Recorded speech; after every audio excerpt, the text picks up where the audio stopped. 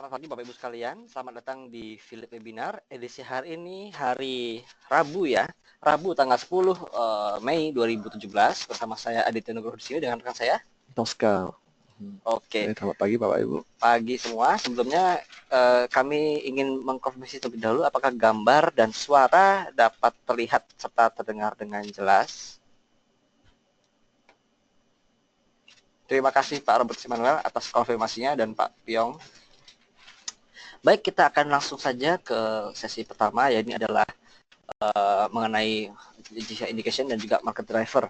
Nah, untuk IHSG sendiri kami perkirakan masih akan bearish hari ini dengan support di kisaran 5660 dan resisten 5764 karena kita lihat bursa regional juga kemarin itu melemah dan juga harga komoditi yang masih terus melemah seperti minyak mentah Brent yang turun hampir 1% ke level 48,85 dan juga WTI crude yang ditutup lemah 0,8% di level 46,02 dolar per barelnya. Nah, sementara untuk market driver dari Amerika Serikat ada kabar Direktur FBI dipecat, James Conway, dan juga untuk pemecatannya alasannya karena melanggar kepercayaan publik. Jadi ini mungkin ada terkait dengan ada kebocoran mungkin ya. Lalu dari Korea Selatan ada pelantikan presiden baru Jae-in setelah dipilih sebanyak 41,1% dari pemilu yang diselenggarakan di Korea Selatan. Nah, dalam waktu dekat juga Presiden Jae-in diharapkan akan mengumumkan jajaran kabinetnya dan staf kepresidenan yang akan ditunjuk. Nah, ini tugas berat nanti karena saat ini Korea Selatan juga terjepit di tengah eskalasi tingkat militer Korea Utara yang sedikit aktif dan juga ketegangan di Korea semenanjung Korea, dan ini tugas beliau untuk bisa meredakan ketegangan ini dan juga bisa kembali mengangkat ekonomi yang sempat terpengaruh oleh kenaikan ketegangan di semenanjung Korea. Lalu juga bursa di Singapura, Thailand, dan Malaysia libur hari ini untuk merayakan Hari Raya Waisak. Ya, kita beralih ke market news. Ada Lami Citra Nusantara atau Lami akan go private, di mana Laksana Citra Nusantara akan membeli saham publik dari Lami sebesar Rp531 per lembar saham. Ini premium ya dibandingkan harga closing kemarin di level 368. Nah, namun cara ini masih menanti keputusan dari RUPSLB yang akan diadakan pada 16 Juni 2017 nanti. Selanjutnya ada Prodia Widya Husada, ini laboratorium Prodia akan terus melanjutkan ekspansinya tahun ini dan saat ini sedang mengembangkan jasa untuk laboratorium tes yang baru adalah untuk mendeteksi dini dari Down syndrome menggunakan obat-obatan. Nah, perusahaan telah menambah 9 unit POC atau perawatan ya, dan 2 laboratorium rumah sakit pada Q1 2017. Dan Prodia juga telah meluncurkan Women's Healthcare, jadi kesehatan wanita pertama di Indonesia dengan menggunakan alat di usaha yang baru. Sudah ada Witon, Wijaya Karya Beton, menunda penjualan treasury stoknya yang tadinya direncanakan di 2018 untuk menandai capital expenditure. Nah, saat ini capital expenditure masih diandalkan dari kas internal dan sisa dana IPO. Weton merencanakan untuk menghabiskan 680 miliar rupiah untuk capital expenditure tahun ini. Selanjutnya ada kabar dari Krakatau Steel, Crush menunda proyek blast furnace-nya yang tadinya direncanakan akan beroperasi pada bulan Maret 2017. Nah, imbas dari penundaan ini adalah adanya penundaan untuk penurunan cost production, jadi mungkin akan cukup tertekan marginnya pada waktu dekat ini. Nah, Crush akan menargetkan jadwal baru untuk blast furnace ini di kisaran bulan September dan Oktober tahun ini. Dan pada Q1 2017, revenue-nya tumbuh 12% menjadi 350 miliar, namun masih membukukan laba yang merah sebesar 20,7 juta 10,7 dolar ya, juta. tadi 350 juta dolar ya. Ya. Ya, ini meskipun merah tapi masih membaik sekitar 66% dibanding dengan posisi yang sama tahun lalu. Selanjutnya ada IPO IPO ya. ya. Kemarin Tosca menghadiri IPO. Coba Tosca boleh cerita. Ya. IPO ini perusahaan bernama Totalindo Eka Persada, ini perusahaan private kontraktor. Ini lumayan bagus. Dia mau menjual 2,15 miliar sahamnya yang setara dengan 30% dari modal ditempatkan dan di store penuhnya di Bursa Efek Indonesia. Harganya di sekitar 300 sampai 490 dan dana yang ditargetkan didapatkan sekitar 645 miliar sampai 1,05 triliun. Ya, dana dari IPO-nya ini 60% akan digunakan untuk modal kerja, 5%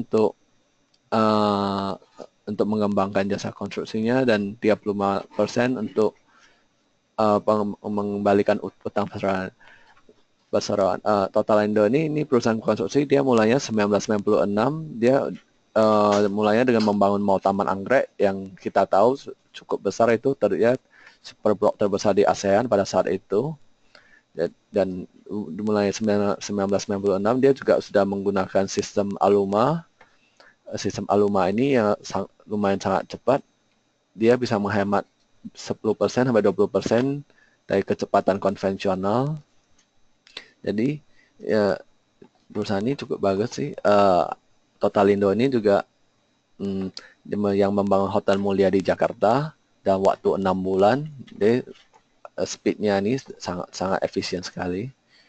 Dan sebenarnya dari perusahaan ini dari 2015-14 sampai sekarang CAGR-nya udah meningkat hampir 70-an%, 72%. Jadi ini ekspansinya lumayan kencang sih tentu nih. Dan pasarnya juga bukan high end aja, mencakup middle end dan juga low end.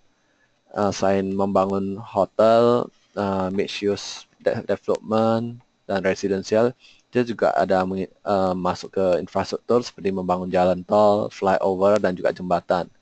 Jadi ini proyek-proyeknya sangat diverse sekali. Selain itu dia juga ada membangun Korea Embassy, ada banyak kenalannya juga lumayan, dan seringnya dari bid project dari seperti Agung Podomoro, Pakuwon, dan perusahaan-perusahaan besar yang lain. Ini cukup bagus lah ini perusahaan. Dari offeringnya yang 300 sampai 490, kita menghitung PE-nya itu sebesar 10,65 kali sampai 17,4 kali. Dan PBV-nya juga 2,52 kali sampai 4,12 kali. Untuk masa book building-nya itu dari tanggal 9 sampai 22 Mei 2017. Dan untuk masa penawaran ya di tanggal 2, tanggal 5, dan tanggal 6 Juni. Kalau bagi yang berminat boleh menghubungi Corporate Finance Philip ya. Dan di sini kita bisa melihat proyek-proyeknya seperti ada Capital Place and Four Seasons, Mall and Kondominium Taman Anggrek, ada Basura City, Condotel, Hotel Mulia, South Hills Jakarta. Cukup banyak ya proyeknya ya. Ya cukup banyak. Dan iya. Jadi memang untuk konstruksi mungkin kalau kemarin kita cukup tertekan karena properti yang tertekan juga, tapi mudah-mudahan tahun ini bisa bangkit kembali ya terus kaya. Dan ya, betul. kalau kita lihat dari sejarahnya ini sudah cukup panjang perusahaannya. Mudah-mudahan bisa performanya bisa bagus terus ke depannya. Oke, sebelum kita memasuki tanya jawab, sedikit kita review mengenai IHSG kemarin.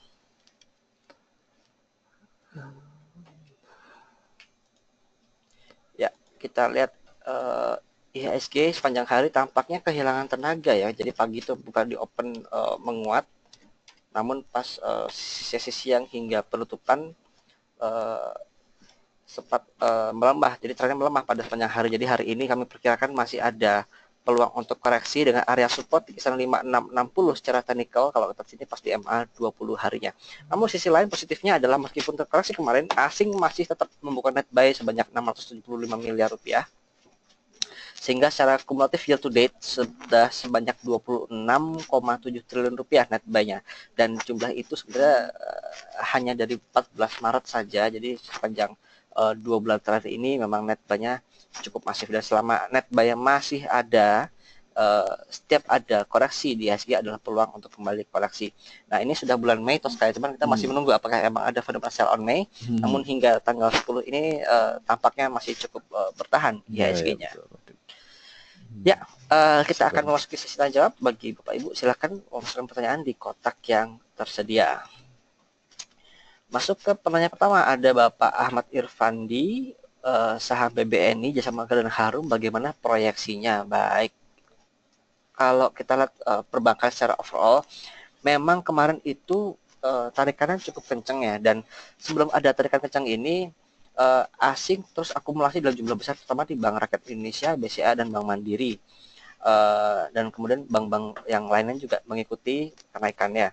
Nah, kalau untuk BNI sendiri, kita lihat secara teknikal ini sudah ada cukup di puncak kemarin ya, sempat open di 68, namun closingnya di level 660 ya. Jadi mungkin ada technical correction dulu, cukup wajar. Ada area support di kisaran 6.404 dalam jangka pendek.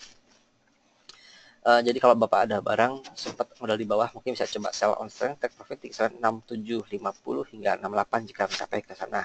Untuk prospek sendiri, perbankan semua juga masih solid, dan tahun ini fokus mereka adalah untuk menurunkan tingkat NPL, dan itu sudah mulai kelihatan di beberapa bank, sehingga pencadangan mereka bisa dikurangi dan hasil akan kembali menambah laba, karena pencadangan yang tahun kemarin akan dikeluarkan dan dimasukkan ke dalam komponen laba di tahun ini. Jadi seandainya pencadangan sudah turun, kita akan melihat level laba yang akan naik signifikan di sektor perbankan pada tahun ini. Lalu ada Jasa Marga. Jasa Marga kemarin juga Q1-nya baik, laporan keuangannya.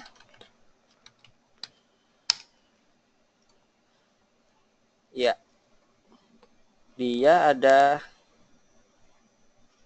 pertumbuhan kinerja 72% Q1-nya ya. Jadi ini bagus sekali, dan valuasi sekarang ada di 16,74 kali.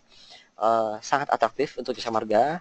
Namun kalau kita lihat teknikalnya ini jangan sama seperti BNI. Ini bisa sell on strength dulu dan buy on weakness di kisaran 4.600 Pak hingga 4.650. Tapi untuk medium long saham ini sell-nya cukup baik, dan kalau kita lihat dari pola chartnya, ya ini bisa dilihat setelah mengalami long bearish. Kalau tertarik lebih jauh ya, ini bearishnya cukup jauh ya, dari bulan April 2016 sampai kemarin bottomnya itu di kisaran bulan Februari 2017 kemarin pasca red issue. Dan sekarang kalau catat sudah mulai berangkat naik. Jadi ini untuk medium dan long masih bisa dengan kalau kita pakai Fibonacci-nya ya.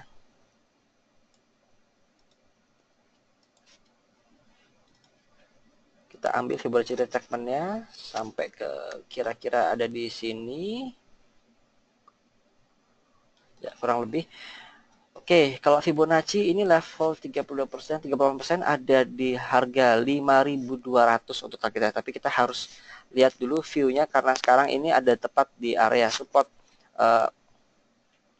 Ada support di 4773. Jadi kalau tadi saya bilang di 4660, kurang lebih di sana, bisa coba tampung di sana, dan mudah-mudahan area ini menjadi support kuat sehingga dia bisa breakout dengan target price secara technical di kisaran 5.200. Jadi saham ini kalau jangka pendek Bapak bisa trade sell, namun jangan sampai ketinggalan untuk buyback kembali Pak. Jadi jangan sudah jual terus lupa beli lagi. Perhatikan jika sudah ada koreksi sehat, bisa beli lagi, atau Bapak jika tidak ingin trade sell bisa tunggu saja sampai ada pelemahan, kembali tambah posisi. Jadi secara medium long saham ini masih akan cukup bagus ke depannya, fundamental maupun teknikal juga mendukung. Lalu ada Harum Energi. Ya, Harum Energi kita lihat ini masih dalam fase downtrend Pak. Jadi dalam jangka pendek tampaknya masih akan cenderung melemah. Kita lihat sampai ada pembalikan arah. Nah, kalau dalam fase downtrend gini, jika tiba-tiba ada kenaikan signifikan seperti kejadian di tanggal 27 April lalu, justru dapat dimanfaatkan untuk trade sell saja, karena dalam fase downtrend yang baik adalah dia harus konsolidasi dulu, atau artinya slowing down penurunannya lalu bisa kembali naik. Nah, itu baru akan naiknya akan kuat. Namun jika dia ada tiba-tiba kenaikan, ada jolt seperti ini, maka itu bisa diprediksi itu tidak akan lama kenaikannya, jadi dapat dimakan untuk jualan dulu. Sementara ini masih kami sarankan belum bisa untuk masuk dulu di saham Harum Pak, masih wait and see saja. Berikutnya ada Bapak Robert Samuel untuk saham BMTR, Agro, dan Emyor. Oke, BMTR, Global Mediacom. Kita lihat apakah fundamental kita sudah keluar.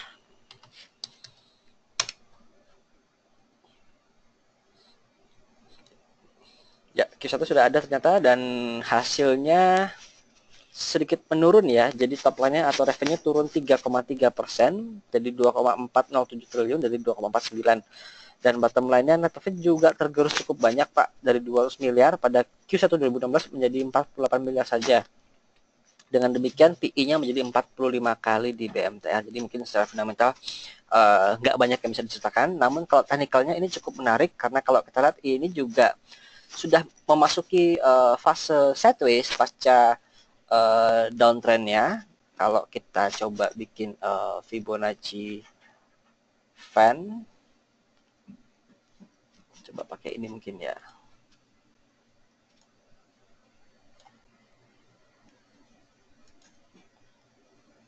Oke, nggak normal. Pakai ini jari rekaman aja.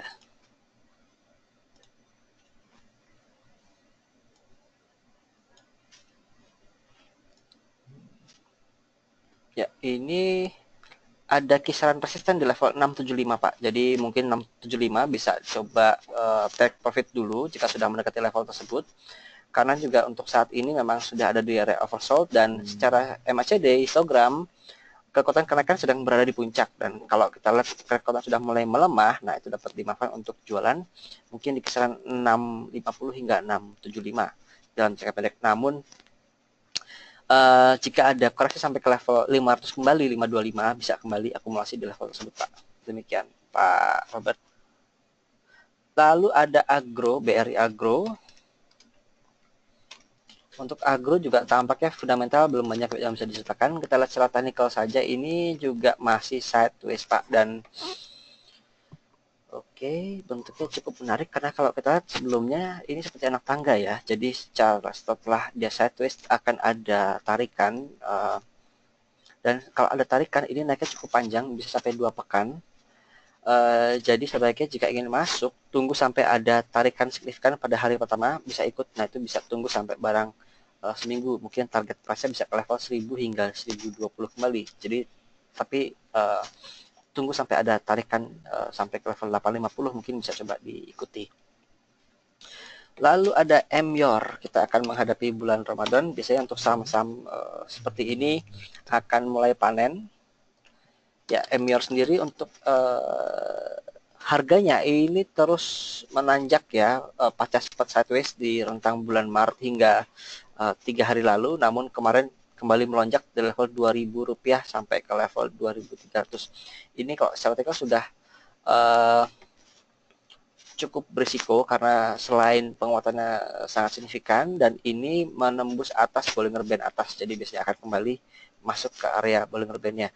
Jika Bapak sudah ada barang, bisa coba tunggu dan lihat jika sudah mulai ada pelemahan, langsung take profit. Kalau Bapak belum ada barang, kami tidak sarankan untuk mengejar di saham ini Pak. Demikian Pak Robert.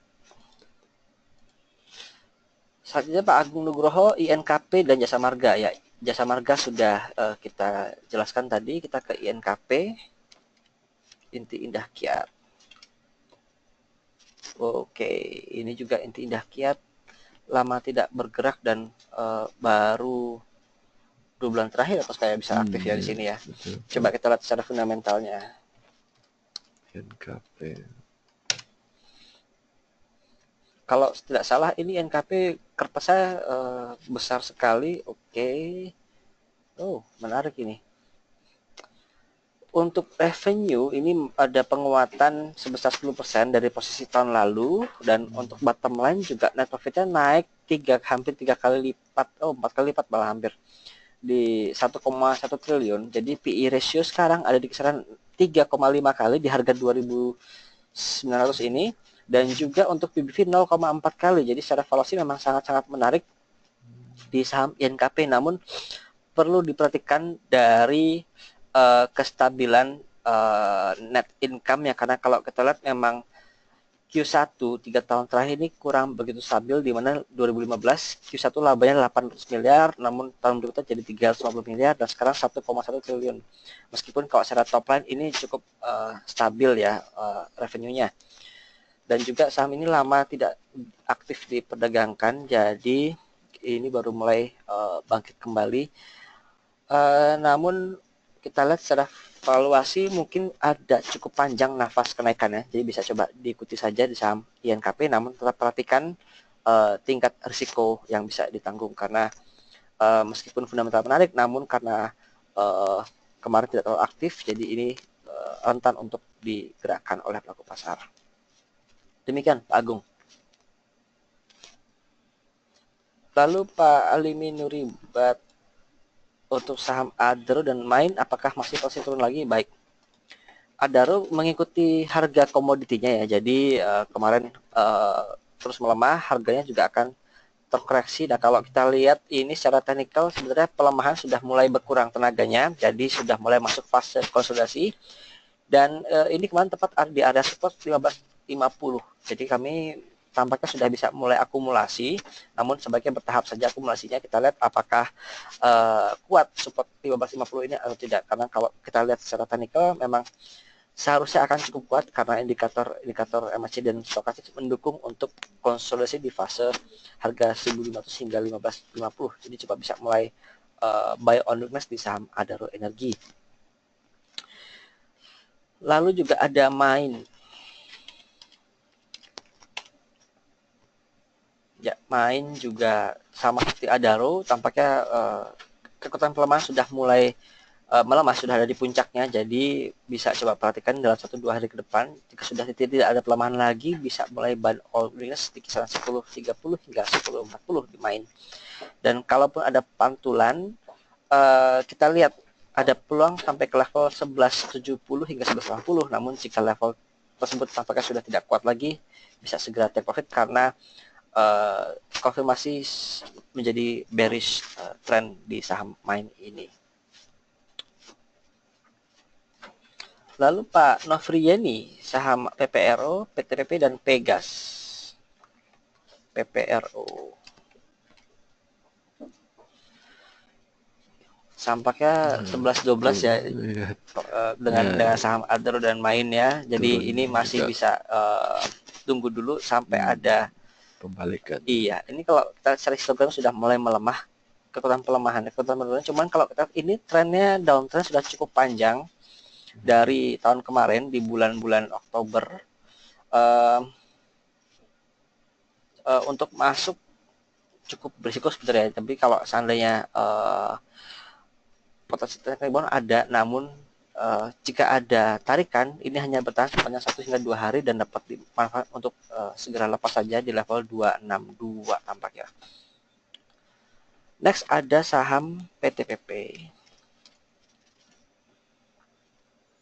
11-12 PTPP masih dalam posisi downtrend, dan ini justru peluangnya kembali melemah terbuka lebar untuk menguji Bollinger Band batas bawah di level 2715, dan kuncinya adalah support di 27. Jika dia break 27, maka ini konfirmasi masih dalam trend bearish karena membentuk new low.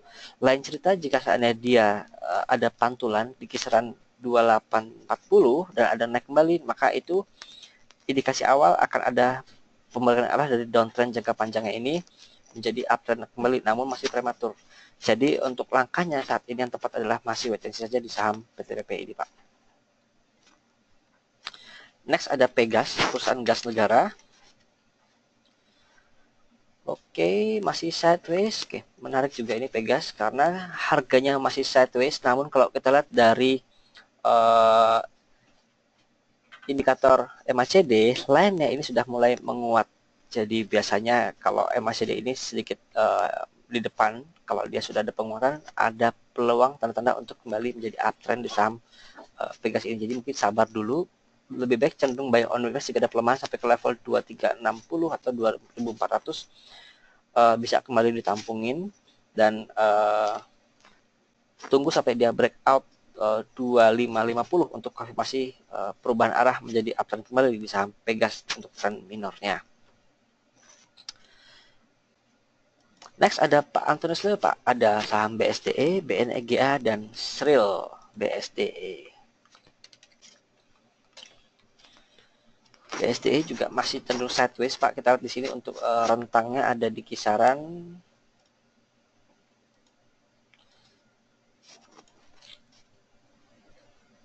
1.700 dan batas atasnya ada di rentang 1875 hingga ke level 1900. Jadi mungkin masih sebaiknya ditradingkan di rentang tersebut. Nah, sekarang ini harga pas tengah-tengah, jadi mungkin tunggu sampai ada koreksi baru bisa kembali masuk di harga 1.700 hingga 1750, Pak.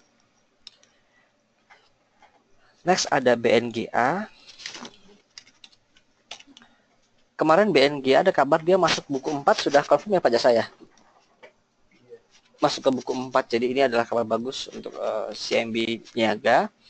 Kalau kita dari harganya ini juga dalam posisi uptrend, namun sekarang ada koreksi minor. Nah, ini tepat di MA 20 harinya, dan kalau kita lihat jika ada koreksi ini, sebenarnya supportnya sampai ke area Bollinger Band batas bawah, dan juga indikator stokastik maupun MACD membuka peluang untuk koreksi lebih lanjut di saham BNGA. Jadi mungkin tunggu sampai ke level 1120 bisa koreksi kembali di saham BNGA ini, Pak.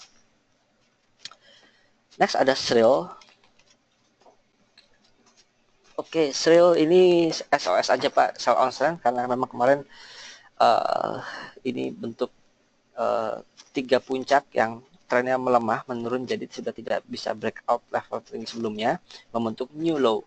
Dan kalau ini membentuk lower high, membentuk lower high, jadi ada peluang bagi saham Sril ini untuk kembali downtrend. Jadi jika sudah ada barang bisa sell on strength saja dan belum saatnya untuk masuk kembali. Concernnya adalah jika dia koreksi dan menjebol support di level 280, maka arahnya bisa kembali downtrend dan support kita di kisaran 225, Pak. Oke, berikutnya ada Ibu Nur Puspa untuk saham maaf Pak Andi ya, ada BJTM dan Era Jaya. Oke, menarik ini Era Jaya. Kita ke BPD Jawa Timur terlebih dahulu.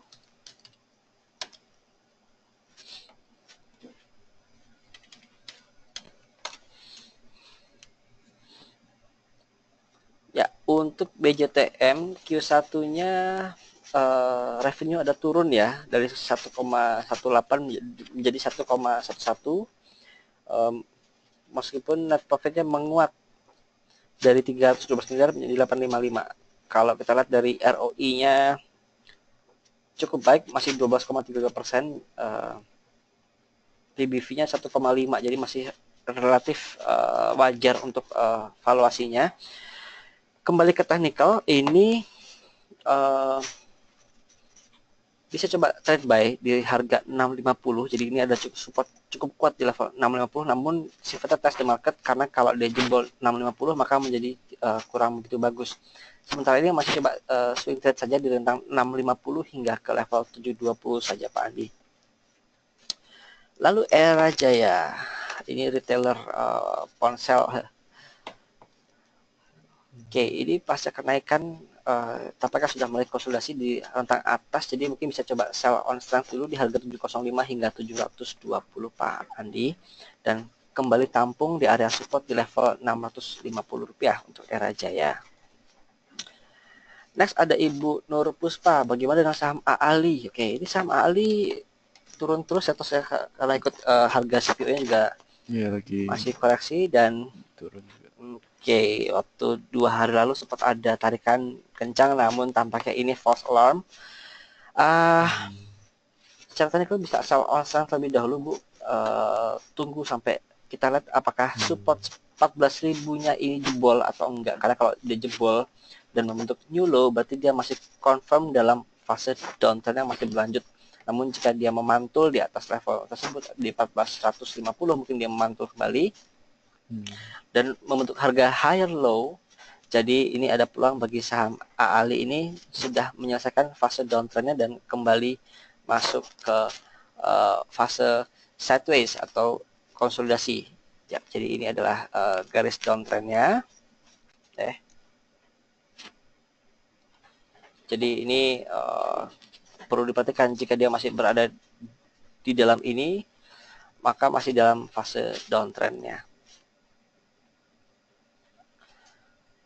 Lalu Bapak Khairul Rozikin, saham L-Ship. Oke, sama-sama kelapa sawit ya, coba kita fundamentalnya.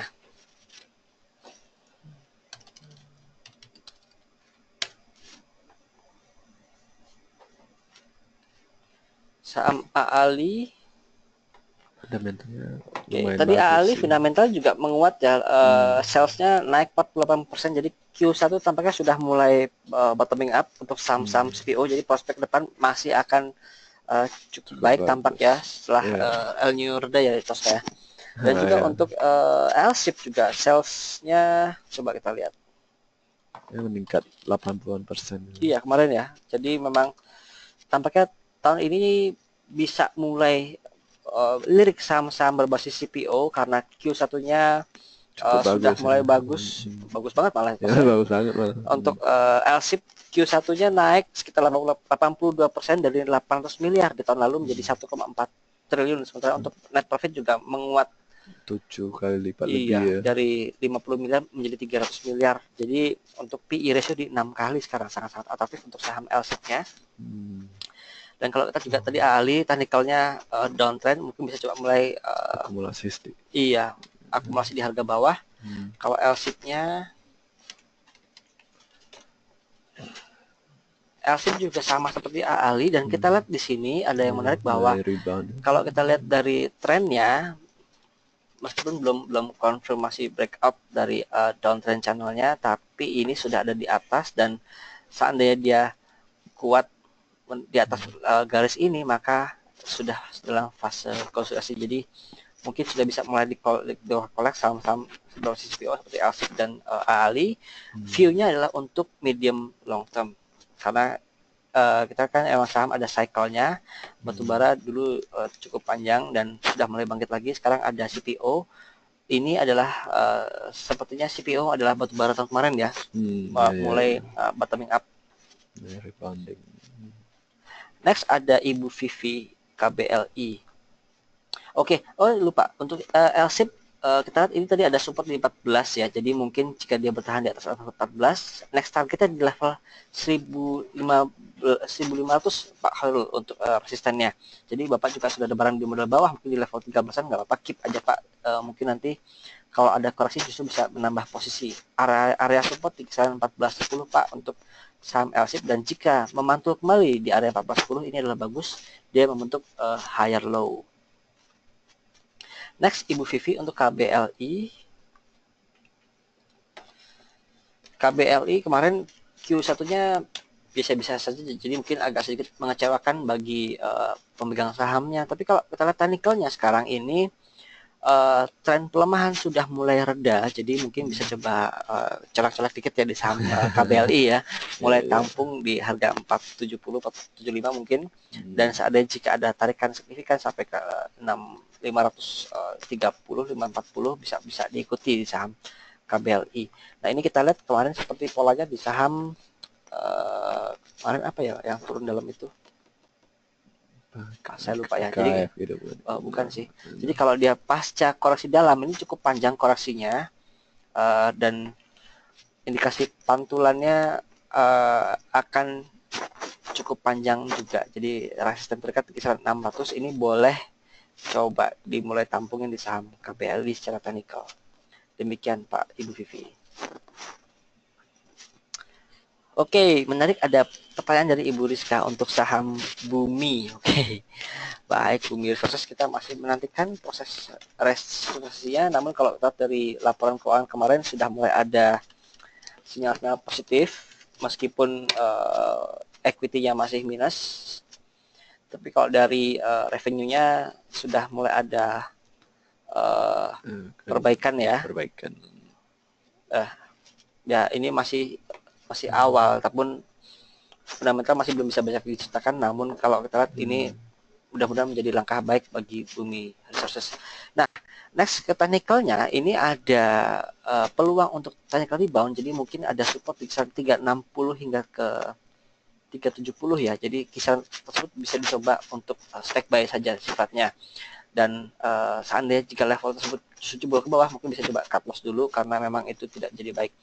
Lain halnya jika level 360 dia bisa memantul ke atas, next target kita ada lihat di level 440 hingga ke level 450 untuk resisten di saham Bumi Resources. Next ada Ibu Niluh Tangkas saham BBRI, bagaimana timing untuk masuk ya. BRI kemarin juga seperti bank-bank lain tarikannya kencang. Nah, kalau dalam posisi seperti ini Bu, jika ingin masuk kami sarankan ketika ada koreksi saja. Yang perlu diperhatikan di saham blue chip seperti ini adalah foreign flow-nya. Jika asing masih terus net buy di saham ini, meskipun harga koreksi itu masuk nggak apa-apa. Lain hal jika asing sudah mulai net sell, apalagi dengan jumlah yang cukup masif, artinya mereka sudah mulai profit taking, dan itu jangan masuk meskipun harga koreksi. Jadi kapankah masuk saham seperti ini adalah ketika ada koreksi, namun asing tidak net sell dalam jumlah besar atau justru net buy, itu adalah timing yang masuk. Harganya berapa? Nah, kalau untuk harga berapa, ini ada support di kisaran 13.700. Kalau kita lihat secara teknikal ini masih menguat, namun pekan-pekan ke depan ada peluang untuk koreksi. Jadi supportnya di 13.700, namun sekali lagi perhatikan posisi asing net buy atau net sell-nya. Jika harga sampai ke support namun asing masih terus net sell, kami tidak akan masuk. Namun jika asing tidak ada posisi net sell atau malah akumulasi di harga supportnya, itu bisa masuk kembali. Saya pakai contoh kejadian di saham Telkom. Kalau diamati ketika harga terkoreksi dari puncak di level 4.300 sampai ke level 4.010, bahkan ketika itu di periode awal bulan April harganya tertekan, namun kalau lewat asing ketika saat itu tidak melakukan net sell, bahkan mereka masih akumulasi terus. Jadi ini adalah sengaja ditekan oleh mereka untuk dapat harga murah, dan ketika mereka sudah kenyang harganya akan dilompat. Nah, ini kita lihat juga di fase-fase sekarang seperti ini, harga tertekan namun mereka tidak net sell. Jadi artinya mereka masih akumulasi terus, dan tunggu saja sampai ada penguatan, bisa coba take profit untuk jangka pendek. Jadi itu yang perlu kita perhatikan di saham blue chip seperti BRI, Astra, Telkom, Bank Mandiri, BCA, karena pergerakan asing itu cukup dominan dalam menggerakkan harga sahamnya. Demikian Ibu Niluh Tangkas. Ya, tampaknya sudah tidak ada pertanyaan lagi. Kami akan cukupkan Philip webinar edisi hari ini ya, terus kayak kita akan jumpa lagi lusa ya, hari Jumat ya, karena besok ada hari libur Waisak. Selamat Hari Raya Waisak bagi Bapak Ibu yang merayakan.